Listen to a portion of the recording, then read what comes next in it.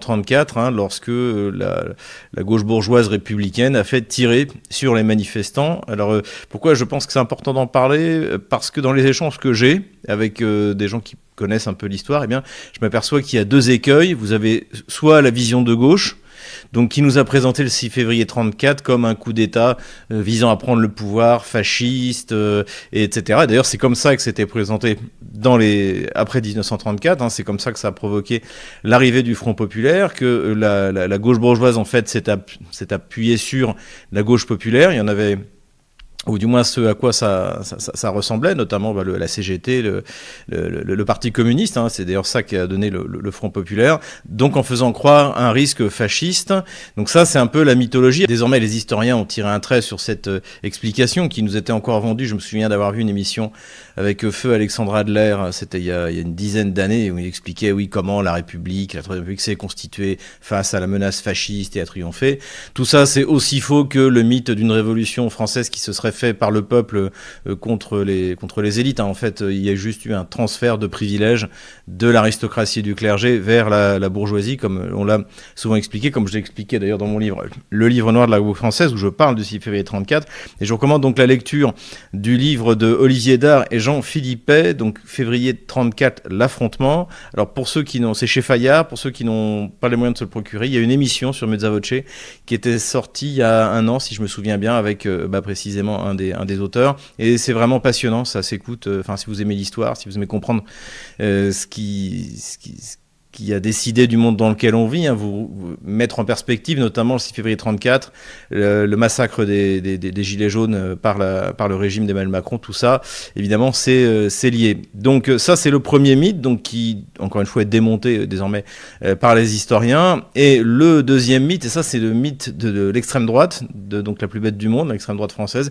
La droite la plus bête du monde, c'est la droite polonaise, ça, on l'a suffisamment démontré, mais l'extrême droite française, je pense qu'elle a quand même, elle bat des records d'idiotie, et notamment on a vendu dans ce milieu d'extrême droite que je connais bien, c'est-à-dire qu'en fait on aurait pu prendre le pouvoir si seulement le colonel Delarocque avait donné l'assaut, alors sur le palais Bourbon, puisqu'encore une fois la manifestation a lieu en fait autour de la place de la Concorde, et sur la rive droite et sur la rive gauche, et les forces des croix de feu en fait du colonel Delarocque étaient des deux côtés, mais le colonel Delarocque était dans lui-même très prudent, il avait jamais eu l'intention de prendre d'assaut que ce soit le palais Bourbon, et encore une fois, de toute manière, même s'ils avaient pris le Parlement français, qu'est-ce que ça aurait changé? Le ministère de l'Intérieur était parfaitement loyal vis-à-vis de la République, l'armée était parfaitement loyale vis-à-vis de la Troisième République, donc en fait, il y avait absolument aucune chance que ça réussisse. Et c'était pas en prenant le Parlement, encore une fois, que ça aurait changé quelque chose. Et donc, ce qui est intéressant, c'est que donc ce mythe qui a été vendu comme quoi le colonel Delarocque, si le colonel Delarocque avait donné l'ordre, on aurait pu prendre d'assaut, est un mythe complètement idiot, et qui en plus a permis à la gauche de maintenir son mythe à elle, comme quoi on a sauvé la République d'un coup d'État fasciste. Non, la seule chose qui s'est passée, c'était la désorganisation des forces de l'ordre autour de cette manifestation, où ils ont tiré dans la foule sans ménagement, comme 80 ans plus tard, la police a crevé les yeux des manifestants des Gilets jaunes. C'est tout simplement une mauvaise organisation et puis un mépris profond en fait pour le peuple qui manifestait à l'époque, bien sûr, contre la corruption. On était au moment de l'affaire Stavisky, parce que ça aussi, c'est dans mon bouquin La gauche française et la corruption. Ce régime est corrompu depuis Danton, depuis les premiers révolutionnaires jusqu'à nos jours, et rien n'a changé. Donc voilà, malheureusement, que ce soit du côté de la gauche, donc on ment sur cet événement, du côté de l'extrême droite, on raconte n'importe quoi, comme souvent, alors qu'en fait, c'était un événement fondateur pour la droite nationale conservatrice, puisque le colonel Delarocque a compris que, de toute manière, ces manifestations ne servaient à rien. En plus, la gauche de gouvernement a soutenu la gauche dans la rue pour s'emparer de la rue, précisément. On est toujours dans cette alliance entre gauche bourgeoise et punk à chien ou sans culotte. On a vu ça au moment de la Révolution française. Avec Robespierre, il y a des bandes de sauvages, la pire lie de tout Paris, je crois, c'est ce que disait Lafayette, et donc qui font régner la terreur et qui sont utilisés et utilisent des grands bourgeois, des avocats comme Robespierre, etc., des bourgeois bourgeois fanatiques, pour imposer leurs règles. Et d'ailleurs, on en reparlera aussi, c'est ce à quoi sert Mélenchon aujourd'hui. Il n'y a pas de régime bourgeois dominateur sans les sans-culottes qui vont avec pour faire régner la terreur dans les rues. Tout ça, ce système totalitaire donc, qui est apparu pour la première fois en 1789, en fait, perdure jusqu'à aujourd'hui. C'est à ça que ça sert. On voit d'ailleurs l'ultra-gauche au moment des Gilets jaunes, ils n'étaient pas avec le peuple français, ils étaient avec la police. On l'a vu quand on était sur place. Donc tout ça fonctionne grâce, encore une fois, à ces deux mythes. Et ce qu'ils n'ont pas vu, donc, ce qu'on n'a pas compris l'extrême droite, c'est qu'au contraire, ce qu'avait fait de Larroque, c'est ce qu'il fallait faire. À partir de 1936, il crée le Parti social français.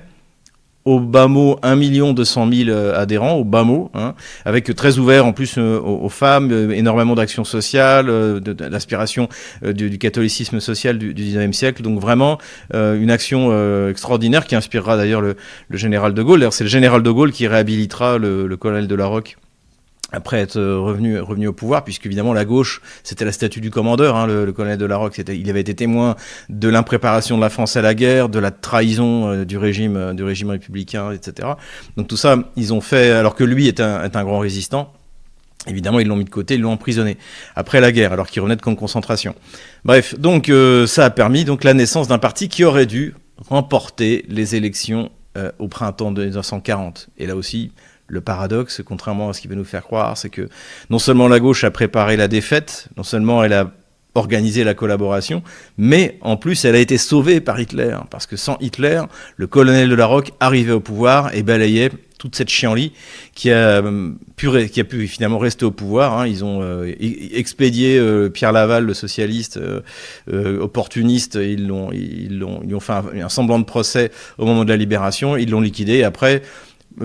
il n'y a plus de problème pour personne. Tous ceux qui avaient collaboré, le pacte germano-soviétique, tout ça a été oublié et tout le monde s'en est extrêmement bien sorti. Donc voilà, c'est important de se souvenir de cette date parce que la République bourgeoise a montré son vrai visage de violence, parce que en fait l'extrême droite, une fois de plus, montre qu'elle peut être vraiment très très stupide dans l'interprétation des faits historiques, et troisièmement parce que le colonel de Larroque a montré ce qu'il fallait faire. Voilà. Il a montré ce qu'il fallait faire, organiser un parti pérenne avec beaucoup de militants et qui en plus est une action sociale. Mais bon, ce parti n'existe pas en France, je vous le dis tout de suite, et honnêtement je ne le vois pas revenir. Et c'est d'ailleurs et je vais en finir après avec cette explication historique, mais l'une des raisons pour lesquelles le Parti socialiste sous Mitterrand organise le financement des partis, c'est pour que les partis deviennent indépendants du nombre de militants qu'ils ont. Parce que sinon, le Parti socialiste aurait déjà été ruiné depuis longtemps. Donc en fait, ça aussi, je vous renvoie c'est dans mon chapitre « La gauche française et la corruption ». Donc il y a à l'époque de François Mitterrand de grosses affaires, l'affaire du Carrefour du développement, etc. Donc la gauche se vote une loi d'amnistie et met en place le financement des partis en disant « Oui, mais si les partis ne sont pas financés, c'est pour ça qu'il va y avoir de la corruption. » C'est quand même pas mal ça, au niveau de l'éthique. Et en fait, c'est grâce à ça aujourd'hui que le régime se maintient. C'est que vous fondez un parti, vous ne cherchez même pas à avoir des militants, vous ne cherchez pas à avoir une action sociale ou militante. Ce que vous voulez, c'est toucher les financements. Et une fois que vous les avez, vous avez ce grand parti unique qui dirige la France, avec Emmanuel Macron au milieu, Marine Le Pen très légèrement à droite, et Jean-Luc Mélenchon franchement à gauche, et donc qui fournit en plus encore une fois la gauche punk à chien, les sans-culottes, sans lequel, je répète, le régime bourgeois ne tiendrait pas. Voilà, petite considération historique, j'espère que je n'ai pas été trop long. Ce qui nous a plu cette semaine maintenant, c'est précisément un tweet de Laurent Ozon sur Jean-Luc Mélenchon. Je ne sais pas si vous avez vu, mais Jean-Luc Mélenchon s'est adressé des gosses de Bourges, des gosses de bourgeois, pour leur expliquer qu'il allait organiser le grand remplacement des Français de souche dans la France rurale. Et là, donc moi, évidemment, j'ai tout de suite, depuis longtemps, identifié ce millionnaire qui est Jean-Luc Mélenchon comme un parfait représentant de la gauche bourgeoise, qui veut effectivement cette société métissée à tout prix, donc qui a des organisateurs du grand remplacement sans qu'il ait jamais demandé l'avis d'ailleurs des Français qui ont été grand remplacés. Il n'a pas l'intention de demander ni l'avis des habitants des campagnes, comme il a demandé celle des habitants des villes. C'est lui qui décide, puisque en fait c'est le côté de l'élection divine, c'est l'héritage protestant de la gauche française. Donc il est élu, donc il a le droit de le faire. Donc il y a un côté très bourgeois Robespierrin chez Mélenchon, et il y a également un côté colon. J'en ai parlé lors de sa visite au Sénégal, où en fait il était là en train de vouloir imposer ses valeurs LGBT aux Sénégalais qui n'en voulaient pas. Et s'il avait eu un fouet, on voyait qu'il les aurait triqués comme au bon vieux temps, parce qu'en fait c'est un descendant de colons. Et là en fait, ce à quoi on assiste, et c'est exactement ce qu'explique Laurent Rozon, c'est qu'il est, alors il est de retour dans la métropole parce qu'il s'est fait dégager par les autochtones, et il est venu il vient avec les esclaves de sa plantation pour les implanter, pour qu'ils le servent en fait dans la métropole qui finalement a bien voulu le récupérer. On aurait préféré évidemment qu'il reste de l'autre côté de la Méditerranée, mais on comprend, je crois qu'il était au Maroc, on comprend que les Maghrébins s'en soient débarrassés.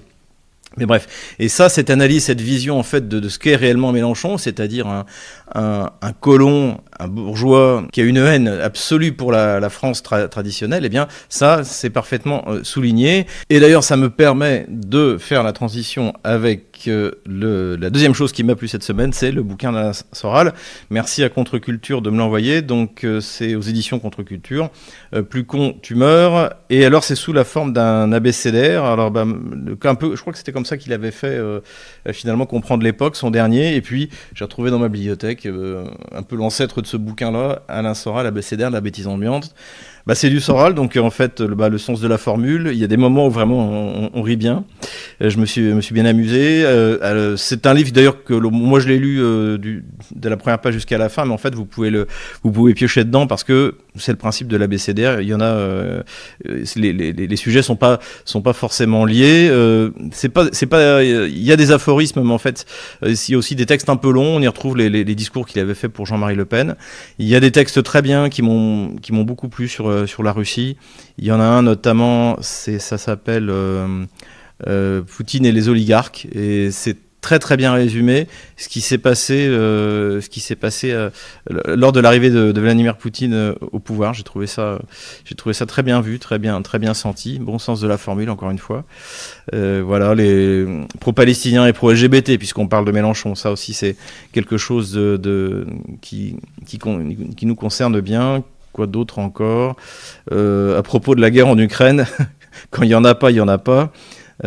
Qu'on ait des sous ou pas, on fait pas des obus avec du tertiaire. Et quand il y a pas, il y a pas. Voilà, ça résume très bien ce qui s'est passé du point de vue militaro-industriel en Ukraine. On aurait bien voulu l'aider plus que ça, mais on a découvert qu'on n'avait plus de poudre à canon, donc il a fallu d'abord construire une usine de poudre à canon, ce qui va nous permettre de livrer 3000 obus par mois, alors que les Russes tirent ça le matin, chaque matin, par mois, à cette pauvre Ukraine qui avait perdu la guerre, évidemment, dès le début. Donc voilà, plus con, tu meurs, c'est chez Contre-Culture, si vous voulez passer un bon moment. Revenons maintenant aux choses plus prosaïques et parlons d'économie. Donc on a appris les premières taxes vengeresses que Donald Trump a mises en place. Alors là, c'est assez intéressant, c'est que on a vu que le Panama s'était soumis, a priori, alors on ne sait pas trop, il paraît que il y a eu d'un côté, on a eu une annonce comme quoi désormais les bateaux américains ne paieraient plus le passage. Finalement, Panama a démenti, mais bon, globalement, on sent bien que les Panaméens n'ont pas les moyens de toute manière, puisque là c'est de la force brute. Hein. Ils n'ont pas les moyens de s'opposer à la volonté de Donald Trump, pas plus d'ailleurs finalement que le Canada et le Mexique, qui se sont immédiatement couchés et qui ont obtenu donc un report de l'instauration de ces taxes. Il s'agissait des taxes de 25% sur tout ce qui était importé. Évidemment, le poids de l'Amérique du Nord dans l'Amérique de Washington dans l'économie canadienne et mexicaine est trop important. D'ailleurs, donc, Trump a obtenu la mise en place de forces armées qui vont contrôler le trafic de drogue. Les déploiements de 10 000 hommes à la frontière. Est-ce que ça a marché? Je ne sais pas. À mon avis, un niveau de corruption au Mexique qui va sans doute l'empêcher. Qu'est-ce qui va se passer aussi si les trafiquants de drogue ont tiré les leçons des derniers conflits et se dotent tout d'un coup de drones chinois pour 3 copecs et commencent à attaquer les gardes-frontières mexicains ou pourquoi pas américains. Est-ce que l'Amérique sera contrainte de déployer des forces? Eh bien, on le saura bientôt. Du côté donc de la Chine, ça se passe quand même beaucoup moins facilement, donc puisque donc il y a eu une taxe de 10% sur les importations chinoises. Donc la Chine a immédiatement répliqué, c'est la première économie mondiale depuis 2017 en parité de pouvoir d'achat, je vous le rappelle. Et elle a mis des sanctions. Alors elle a augmenté les droits de douane, notamment sur le pétrole et les machines agricoles. Ce qui est intéressant, c'est que c'est deux domaines dans lesquels la Russie va pouvoir l'aider. Le pétrole et les machines agricoles, on en avait parlé, c'est un des secteurs qui a pu décoller grâce, j'en parle également dans mon livre Ukraine, pourquoi la Russie a gagné, donc grâce aux sanctions et aux contre-sanctions qui étaient prises en 2014. Les Russes se sont adoptés, l'agriculture russe a décollé et ça a tiré tout le secteur de la mécanique agricole. Donc évidemment, on a presque l'impression que la Chine a pris ces sanctions pour pouvoir s'appuyer finalement sur son fidèle allié russe. Et puis aussi, les services antitrust, visiblement, ont commencé une enquête sur Google pour abus de position dominante. Donc, visiblement, les Chinois ont bien l'intention de ne pas se laisser faire, eux. Et ils en ont les moyens. Puisqu'on parle évidemment, d'ailleurs on en parle à chaque fois qu'on parle d'économie dans ce bulletin, puisqu'on parle de la Russie, on parle de production de pétrole, production de gaz, production d'hydrocarbures. Donc d'après les projections qu'on a aujourd'hui sur le prix du pétrole en 2025, il se situera autour de 65 $ le baril. Donc c'est 5 $ au-dessus de ce qui est nécessaire pour que le budget russe soit à l'équilibre. Donc dès qu'il y a trop d'argent, l'argent n'est pas envoyé pour financer la gauche bourgeoise comme en France, mais elle est envoyée dans le fonds du bien-être national qui sert alors soit à combler les déficits budgétaires quand il y en a, soit à financer les grands projets nationaux et je les suis tous, et je peux vous dire que depuis 2022, aucun grand projet national n'a été supprimé. Donc ça se présente bien.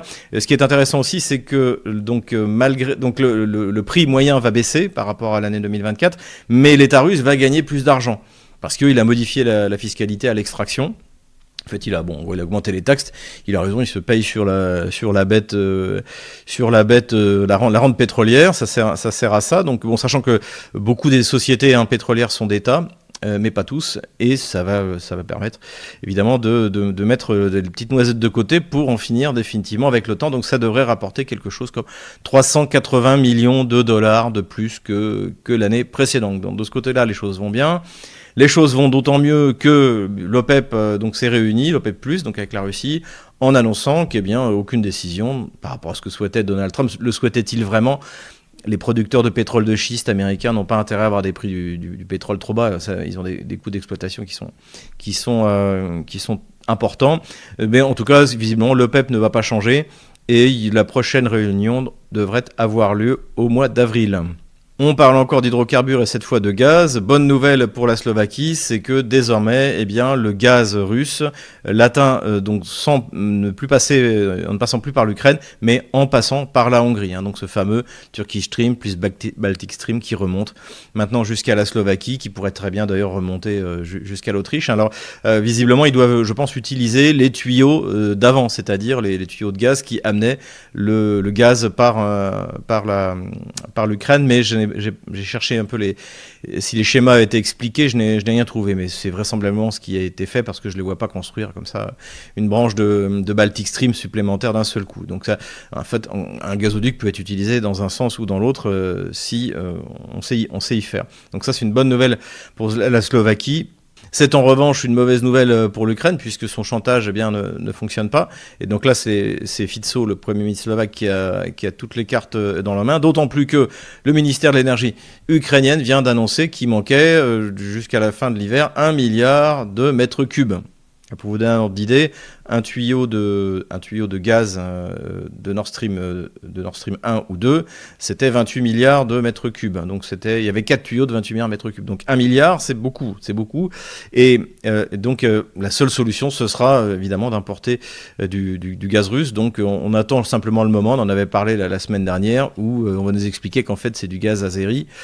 Alors qu'en fait ce sera du gaz russe, et que l'Ukraine, ou plutôt les contribuables européens, français, allemands et italiens principalement, paieront pour l'Ukraine. Donc la situation du point de vue énergétique est clairement en faveur de Moscou. Dernière nouvelle économique, on l'apprend par Forbes que Moscou est la deuxième grande ville ex aequo donc à accueillir des milliardaires, où il y a le plus grand nombre de milliardaires derrière New York. Donc ça, c'est une nouvelle assez intéressante. On peut faire 2 commentaires. Le premier commentaire, eh bien, c'est que si l'économie était dans un tel état, il n'y aurait pas autant de milliardaires, évidemment, à Moscou. D'ailleurs, vous regardez les autres villes du classement, il y a New York, Singapour, que des grands pôles de richesse, en fait, d'économies extrêmement riches, qui servent soit des grandes places financières, soit des grandes places exportatrices. Voilà, vous pouvez trouver de manière la liste sur la rue Forbes. Elle est en accès libre. Et la deuxième constatation, c'est que tout ça, c'est grâce aux sanctions. Parce que, d'ailleurs, Soral en parle dans son bouquin, donc dans ce que je disais, Poutine et les oligarques. Ce qu'a fait Poutine, quand il est arrivé, 6 mois après le début de son arrivée à la présidence, on va bientôt fêter les 25 ans d'ailleurs, au mois de mars, eh bien, il a convoqué les oligarques, il leur a dit, bon écoutez, vous pouvez garder ce que vous avez volé, mais vous arrêtez de faire de la politique et vous payez les impôts et vous investissez dans le pays. La plupart ont compris, n'ont plus fait de politique et ont payé les impôts. Investir dans le pays, c'est plutôt moyen. Ceux qui n'ont pas compris, comme Khodorkovsky, comme Berezovsky, ils ont fini soit en exil, soit en prison. Aujourd'hui, ils ne sont plus rien.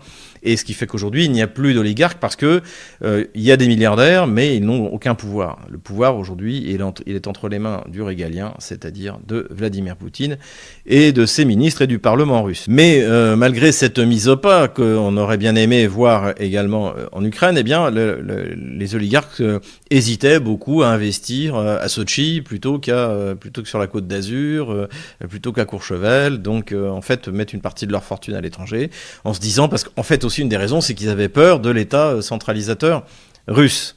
Et au moment des sanctions, donc en 2022, tout le monde, les sanctions ont été appliquées, même à ces ex-oligarques milliardaires, qui étaient encore milliardaires, qui étaient anti-Poutine et qui n'étaient pas du tout favorables à l'opération militaire spéciale. Alors j'avais expliqué ça en appelant ça le syndrome Paul Ier. Paul Ier, c'était un empereur russe au moment de Napoléon et qui s'entendait bien avec Napoléon, et ça n'a pas plu aux boyards qui faisaient de bonnes affaires avec les Anglais. Et donc, ils l'ont assassiné, et c'est son fils Alexandre, qui était très, très anti-révolutionnaire, anti-Napoléon, et qui a pris la suite, et ça a permis aux Anglais de maintenir en fait des coalitions contre Napoléon jusqu'à Waterloo et jusqu'au traité au Congrès de Vienne de 1815. Voilà, donc c'est pour ça que j'appelais ça le syndrome Paul Ier. La légende dit que l'ambassadeur d'Angleterre attendait dans la pièce d'à côté au moment de son assassinat. Bon, en fait, c'est pas vrai, mais globalement, ça veut bien dire ce que ça veut dire. C'est-à-dire que le but de ces sanctions, c'est on va sanctionner les milliardaires et ils vont renverser Poutine. Parce que à cause de la propagande et des mensonges qu'ont produit l'IFRI, la FRS, ça je parle de la France, mais tous l'ASW aux États-Unis de Victoria Nuland, eh bien, tous ces rapports mensongers sur le fait que la Russie est contrôlée par les oligarques, ils y ont cru. Et donc, ils ont sanctionné ces malheureux milliardaires qui n'aimaient pas trop Poutine, qui ne voulaient pas de l'opération militaire spéciale. Et donc, ils n'ont eu d'autre choix, ces malheureux milliardaires, de ramener leur argent en Russie. Et d'ailleurs, quand on avait demandé à Vladimir Poutine, qu'est-ce que vous pensez du fait que le yacht de, je ne sais plus quel milliardaire, s'est fait raisonner, je crois qu'en plus c'était par la France, la réponse de Vladimir Poutine, sans pitié, était de dire, s'il l'avait garé à Sochi, eh bien, il serait toujours à lui. Donc en fait, ce qu'ont fait les sanctions idiotes de s'attaquer à systématiquement tous les Russes, ça a uni le peuple russe derrière Vladimir Poutine encore plus qu'il ne l'était avant, et par rapport à ces milliardaires, ça les a forcés à rapatrier leur argent ici. Ça explique d'ailleurs en partie une partie de l'inflation sur le pays. C'est pas la seule explication, mais c'est ça. Et ça explique également que, l'immobilier de très haut de gamme à Moscou est en plein boom parce qu'il y a énormément d'acheteurs. Et ces acheteurs aussi sont très intéressés de racheter les usines qui sont abandonnées par les Français, par les Allemands, par tous les investisseurs qui avaient été des précurseurs il y a 30 ans quand la Russie a commencé à s'ouvrir. Donc voilà, petite constatation, c'est que une fois de plus, la Russie a besoin des sanctions. Il faut surtout pas que les sanctions soient levées quand on entend Trump ou son équipe dire on va mettre la pression, plus de sanctions, mais s'il vous plaît, mettez plus de sanctions. On en a besoin ici pour se développer et pour que la Russie devienne le pays hyper industrialisé en Europe. Politico-diplomatique maintenant, et bien sûr le grand événement, alors je vais pas trop rentrer en détail, c'est la rencontre entre Trump et Netanyahou. Donc je vous recommande la vidéo de Youssef Indy, maintenant qu'il a sa chaîne, et ses bulletins réguliers toutes les semaines, qui a bien pu lui donner cette idée. Et donc lui va le commenter ça, et en tout cas j'ai un peu échangé avec lui à ce sujet-là. Je vous recommande, ceux qui sont anglophones, d'écouter la conférence de presse. En fait, c'est du Trump. C'est-à-dire que dans le plan qui est annoncé par Trump, il n'y a pas d'évacuation des Palestiniens de Gaza. Ce qu'il propose, c'est une bande de Gaza aménagée où vivront ensemble des Juifs, des Palestiniens. Et surtout, c'est le comportement de Netanyahou qui est, on sent qu'il a envie de l'étrangler. C'est vraiment ça, c'est le langage du corps de Netanyahou. On voit qu'il n'a pas du tout obtenu ce qu'il voulait. Lui, ce qu'il voulait, c'était l'épuration ethnique, le génocide. Et là, il y a Trump qui lui explique qu'il va faire de la bande de Gaza un endroit magnifique où il y aura des Palestiniens, des Juifs et des tas d'autres personnes qui vont vivre ensemble. Évidemment que c'était pas le plan. Donc, comment va réagir encore une fois le gouvernement autour de Netanyahou? Eux, évidemment, qui veulent toujours organiser l'épuration ethnique de la bande de Gaza. C'est quelque chose qui va falloir suivre, mais en tout cas, une fois de plus avec Donald Trump, il faut regarder ce qu'il fait, analyser ce qu'il fait et accessoirement écouter de temps en temps ce qu'il dit. Mais honnêtement, c'est notamment sur l'Ukraine, sur le conflit israélo-palestinien, c'est pas dans les déclarations de Trump qu'on va trouver sa véritable volonté, ce qu'il veut faire et ce qu'il est capable de faire. Il faut regarder encore une fois. Je vous recommande la vision de l'échiquier mondial donc de la semaine dernière, que je l'ai mis en ligne lundi, sur la Roumanie. Je pense que c'est un très bon échiquier mondial qui fait le point justement sur cette rébellion en Roumanie, derrière l'excellent, alors on dit Călin Georgescu, m'a-t-on dit, et qui est la surprise, et la bonne surprise, et d'après les sondages en plus, il pourrait même l'emporter aux élections qui doivent avoir lieu en mai. Et donc c'est très symbolique en fait de ce sursaut de souveraineté d'Europe de l'Est, et donc à suivre absolument. Ne manquez pas cette émission, je vous la recommande, dans l'échiquier mondial. Et puis donc dernière information politico-stratégique, c'est la visite du général Kellogg, donc l'envoyé spécial de Donald Trump en Ukraine. Et donc le général Kellogg a annoncé qu'il viendrait à Kiev le 20 février. Là aussi, on va voir ce que ça va donner. Empire du mensonge. Alors là, il y a pas mal de choses à dire cette semaine. Il est en train de se passer quand même aux États-Unis, qu'on aime ou qu'on n'aime pas Donald Trump, un espèce de choc de vérité. Là aussi, si vous êtes anglophone, je vous recommande d'écouter l'audition de Tulsi Gabbard, donc, qui va être chef du renseignement militaire américain, qui parle des mensonges qui ont conduit l'Amérique à faire la guerre, y compris en Irak. Donc, il y a vraiment tout est en train d'être déballé. Donald Trump a signé l'ouverture des archives, la déclassification de Kennedy, de l'assassinat de Kennedy, de Martin Luther King. Donc il se passe vraiment quelque chose. Autre personnage à suivre, évidemment, c'est Musk qui est en train de mettre à nu l'USAID. Donc c'est un organisme qui dépendait du département d'État américain, qui en fait a semé la mort et la révolution partout dans le monde, qui finançait selon Musk la recherche sur les armes bactériologiques, qui a financé le soutien actif, donc avec des placements sur place, des stars d'Hollywood. Ça allait de 20 millions de dollars, je crois, pour Angelina Jolie, jusqu'à 1,5 million, c'est tellement bien payé, pour Jean-Claude Van Damme. Ils ont vraiment aucun goût. Donc c'était vraiment une machine à mentir, une machine à propagande, une machine à semer la guerre et la désolation. Et cette machine, eh bien, en tout cas pour l'instant, elle est gelée. Et donc tous les médias soi-disant indépendants, alors médias indépendants en français, ça veut dire financés par l'USAID ou la CIA. Sinon vous n'êtes pas indépendant. Ou en France, l'État français.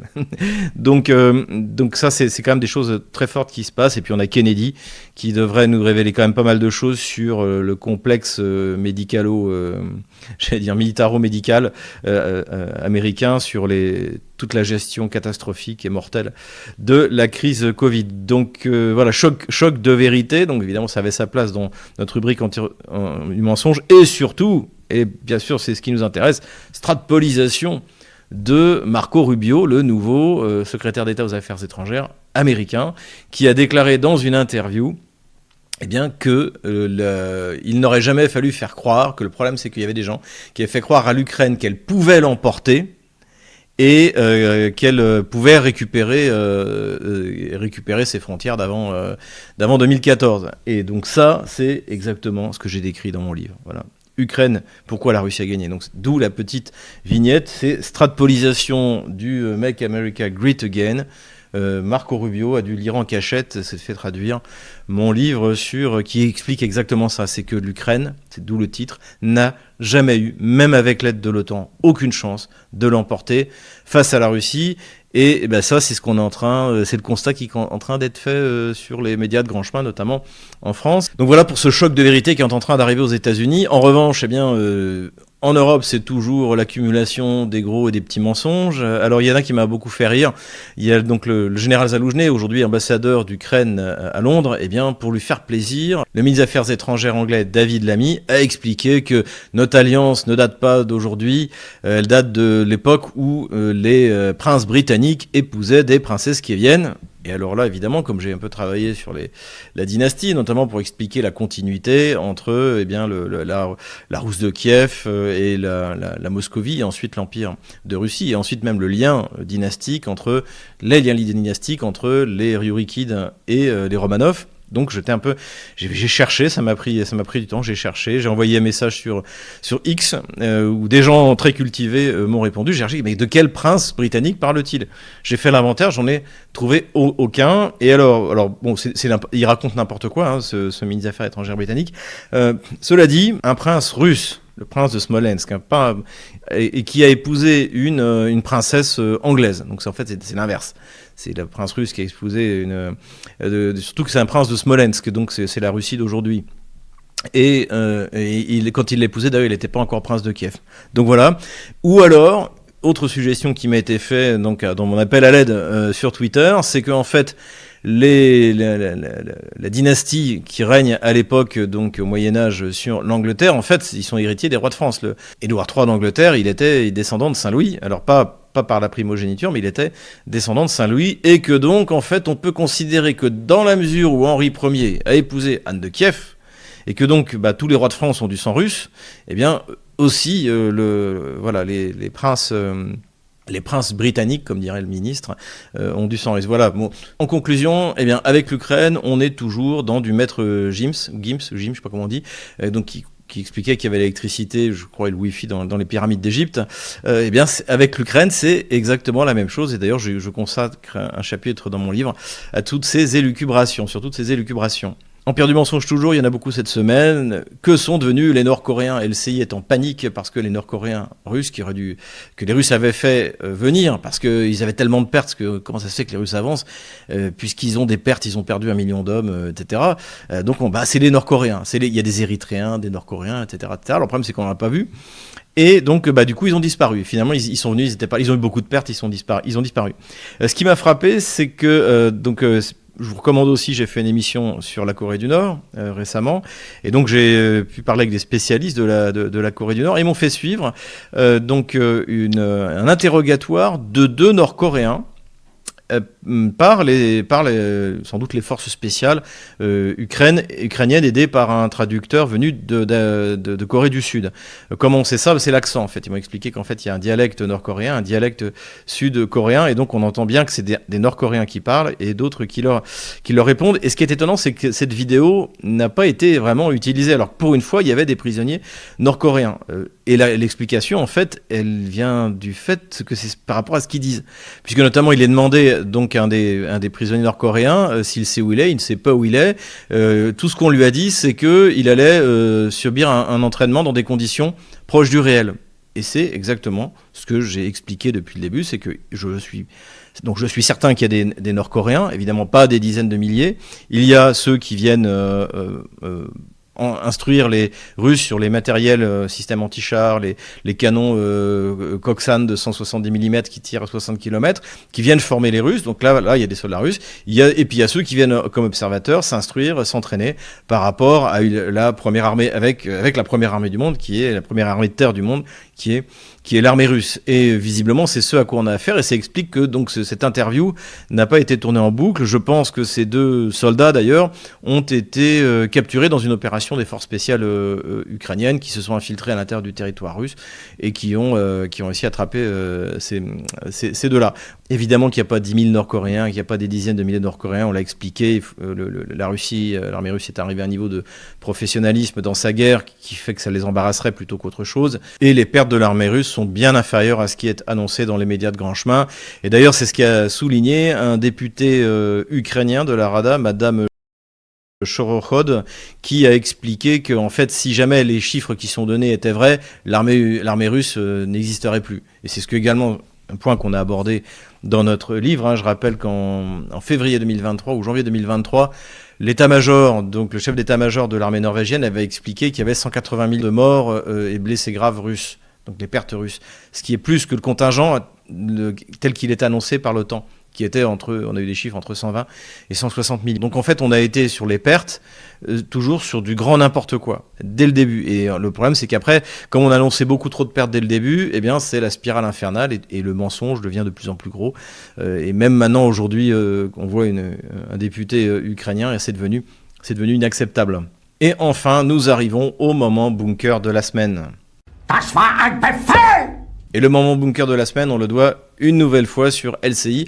Alors sur LCI, on sent les gorges qui se serrent.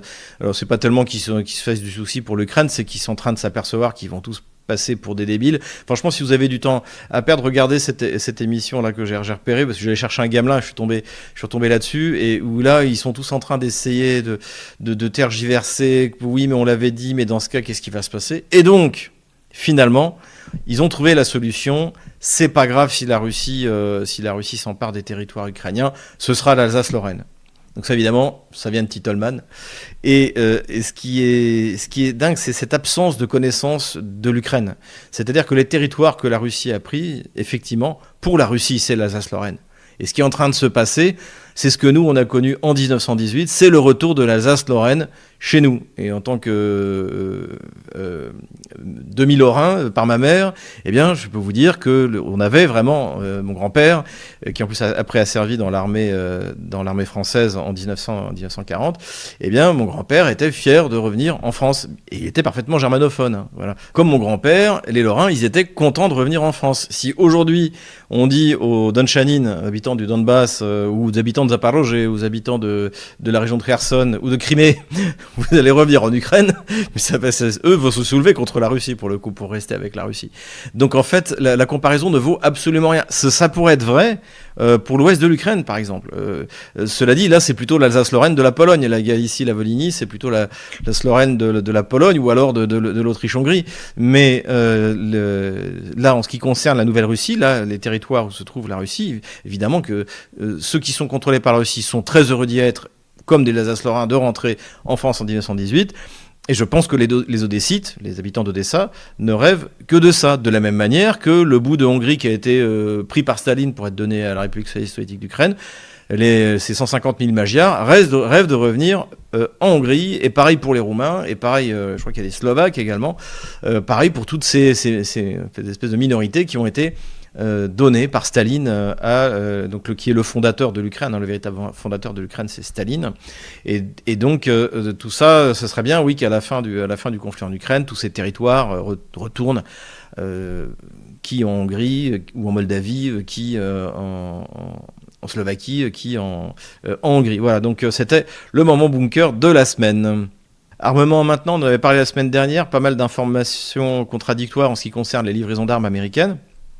Donc Trump a suspendu les livraisons, mais il y a toujours des livraisons. Donc en fait, ce qui se passe, c'est que il y a une dépêche qui a été sortie dans Reuters, puis ça a été à un moment nié, puis confirmé, puis bon, maintenant on a à peu près une idée assez claire.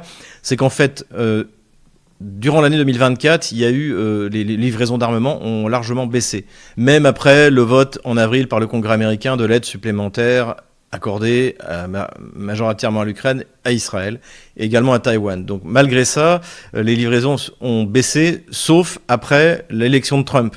Donc là, en fait, les démocrates ont utilisé les 2 mois et demi qui les séparaient de l'investiture de Donald Trump pour faire le maximum de livraisons d'armes. Et c'est encore le cas aujourd'hui, mais il n'y a plus de nouvelles livraisons. C'est-à-dire qu'il y a, tout ce qui est livré est conforme au plan démocrate, mais pour l'instant, les Ukrainiens ne vont rien donner. Et d'ailleurs, le général Kellogg a dit que pour l'instant, on faisait un audit des coûts.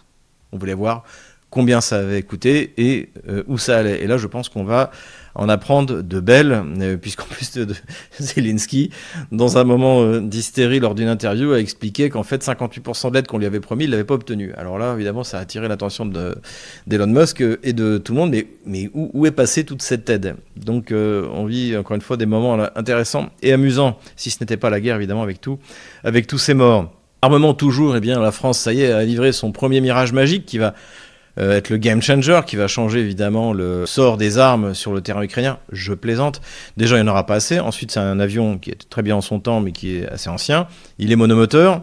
Et alors, je pense qu'il est moins fragile au décollage et à l'atterrissage que le F-16, notamment parce que les prises d'air sont sur le côté, alors que le F-16, elles sont en dessous. Donc, les débris peuvent rentrer plus facilement. J'attends le commentaire que va faire Téchouette s'il ose critiquer, malgré tout, l'armée de l'air française, à laquelle il a fait une très belle vidéo pour s'expliquer. Il est parfaitement loyal, puisqu'il s'était fait attaquer par les médias de grand chemin français et également par notre hôtesse de l'air préférée, qui sans doute par jalousie s'est attaqué à un authentique pilote compétent. Voilà, au passage. Donc bon, ça ne changera rien. Ça ne fait qu'entraîner davantage la France dans une guerre qui ne la concerne absolument pas. Et puis ça permet aussi d'expliquer aux Allemands qui, eux, fournissent vraiment une aide importante depuis le début, et aux Américains, non mais si, regardez, nous aussi, on donne de l'aide avec des avions. Puis la question aussi qui se pose, c'est qui sont les pilotes? Normalement, c'est 3 ans pour un pilote, d'après ce que j'ai vu dans la presse spécialisée russe et française. Pour vraiment avoir un pilote capable de décoller, de combattre, c'est au moins 3 ans. Alors là, bon, le but, c'est de décoller, de lancer un missile Scalp et d'atterrir, mais là aussi, c'est extrêmement dangereux. D'ailleurs, puisqu'on parle d'armement, eh bien, les Russes ont abattu un Sukhoi 27 avec un de leurs missiles, on en a parlé, qui n'a pas d'équivalent dans l'OTAN, c'est le R-37M qui a une portée d'au moins 300 km. Donc en fait, dès que l'avion décolle, il doit tirer son missile et immédiatement partir pour atterrir, donc il doit tirer très en arrière du front. Et ce qui fait qu'évidemment, ça limite la portée du Scalp ou du Storm Shadow qui est utilisé. Voilà, donc ça ne changera rien. Ça ne fait juste que, évidemment, augmenter l'hostilité entre la France et la Russie. Considération militaire générale maintenant, eh bien il n'y en aura qu'une, puisque les autres rubriques ont été assez volumineuses, cette fois sur ce 144. Et c'est un extrait d'un article dans la presse polonaise, OneNet, qui explique qu'en fait, il y a vraiment une crise de la désertion, donc ça, en Ukraine, tout le monde le reconnaît, donc non seulement en Ukraine, mais également au moment des entraînements dans les pays européens. Donc ça, on savait qu'il y avait une 60aine, je crois, de soldats ukrainiens qui avaient réussi à s'échapper. C'est très bien. Encore une fois, militaires français, aidez-les. Les gens qui habitent autour de Mourmelon, là où vraisemblablement les soldats ukrainiens s'entraînent, si vous pouvez les aider à s'échapper, faites-le. C'est vraiment votre devoir de résistant. Voilà, et donc c'est pareil, c'est la même chose en Pologne, et donc la plupart en plus s'échappent dans les camps et ensuite partent en Allemagne, puisqu'ils savent que là, on leur courra pas après, parce que les Polonais en fait veulent les attraper pour les envoyer se battre en Ukraine. Donc ça, bon, c'est une tendance tout à fait positive, évidemment, pour accélérer la fin de la guerre, et c'était le cas en France, et c'est également le cas en Pologne. Et nous revoilà sur la carte des opérations militaires, et on va commencer par un acte de résistance. Si vous vous souvenez, j'avais mis ces petites punaises jaunes là où vraisemblablement, c'est comme ça que c'est présenté en Russie, a lieu des actes de résistance, c'est-à-dire des attaques sur des cargaisons d'armes qui doivent être envoyées en Ukraine. Donc on en a eu un peu partout, notamment en Allemagne, puisque l'Allemagne est le premier fournisseur européen. Et là, c'est également des intérêts allemands qui ont été touchés.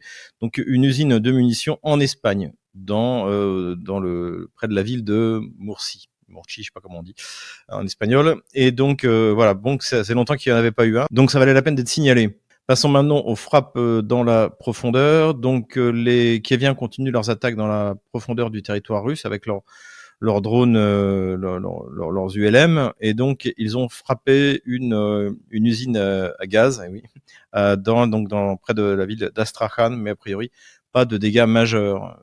Pareil, après c'est une raffinerie du côté de Smolensk, mais là aussi les dégâts sont minimes de toute manière, même si les vidéos sont impressionnantes. En fait, ce dont on s'aperçoit, c'est que ça fait peu de dégâts et que ça n'impacte pas les revenus russes du pétrole. Hein. La Russie a terminé l'année 2024 sur une augmentation de ses revenus grâce aux hydrocarbures.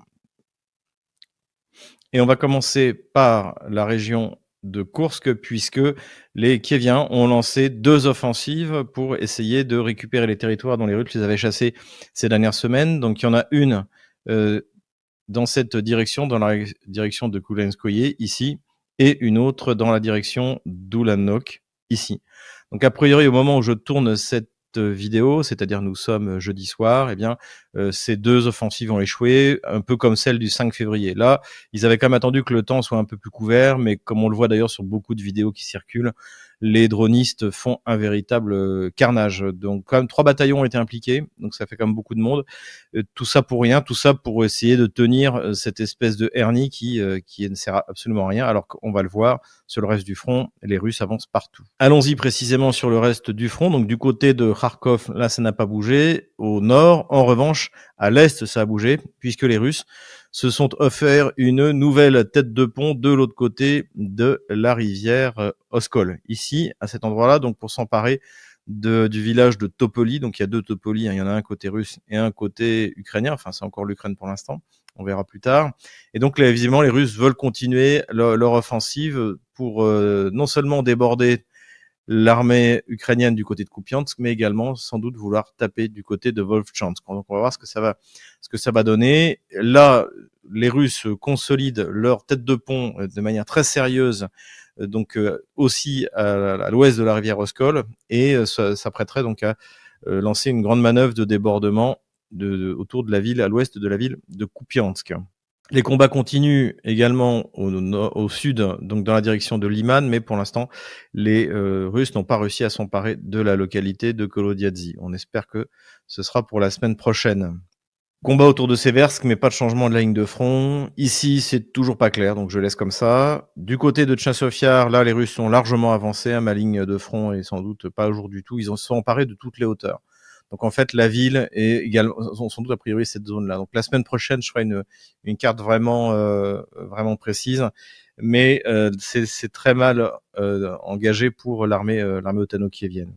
Les Russes ont annoncé la prise de la Crimée, c'est Krimsky ici, voilà, ici, à cet endroit-là, mais n'ont pas encore annoncé la prise complète de la ville de Toretsk. Ce qu'on a appris également, mon ancienne ligne de front en fait était là, et en fait, elle n'était pas juste. La ligne de front, la vraie, était là. Et donc, a priori, les Russes ont réussi une manœuvre qui leur a permis de créer un petit chaudron ici avec plusieurs centaines de soldats ukrainiens encerclés. Hein.